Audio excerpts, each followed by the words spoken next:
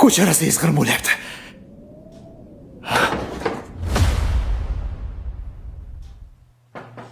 Dada, assalomu alaykum. Kelaver. Va alaykum assalom. Ancha yil oldin bir ayb ishib qo'ygandim. Bugun aybimni yuvmoqchiman. Qanaqa ayb? Shoshmay turgin. Saloqa. Zaryapti. Buni ham solamiz. Men hozir o'tin olib kelaman. Bo'ptimi? Xo'p. Hozircha tema. Tezda kelaman. Gazeta. Bittasi bor. Gazeta. Voy, yana bor ekan.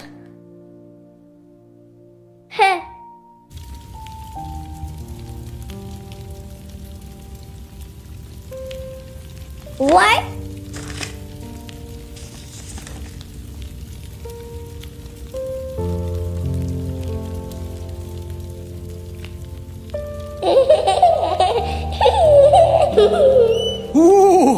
Ko'cha rasangiz qirin bo'lyapti.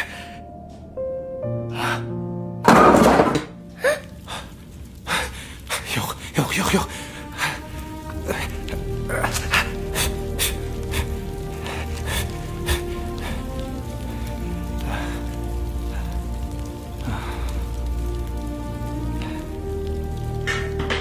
Buni senga onang aytdimi?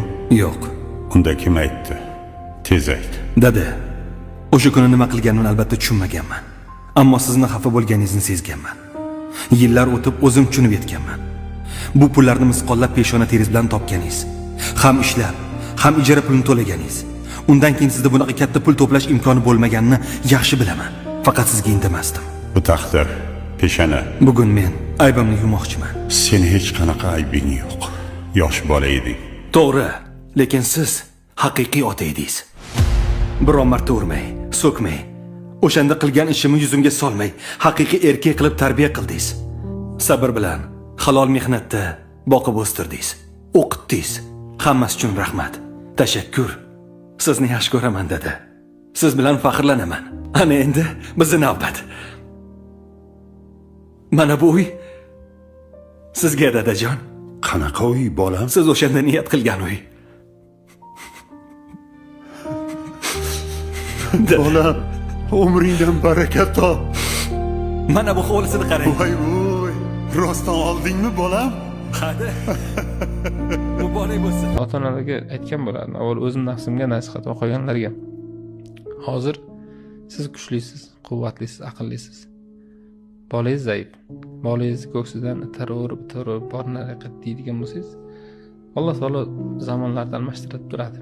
Ertaga siz kuchdan qolasiz, aqldan ham qolishingiz mumkin. Bolangiz quvvatli bo'ladi, bolangiz aqlli bo'ladi. Endi bolam deb turib yordam so'rab bormoqchi bo'lganingizda, nariroq turing, dada, nariroq turing, aytib ko'ksingizdan tarab. Dunyo qaytadi. Agar shunga tayyor bo'lsangiz, bilganingizni qiling demoqchiman.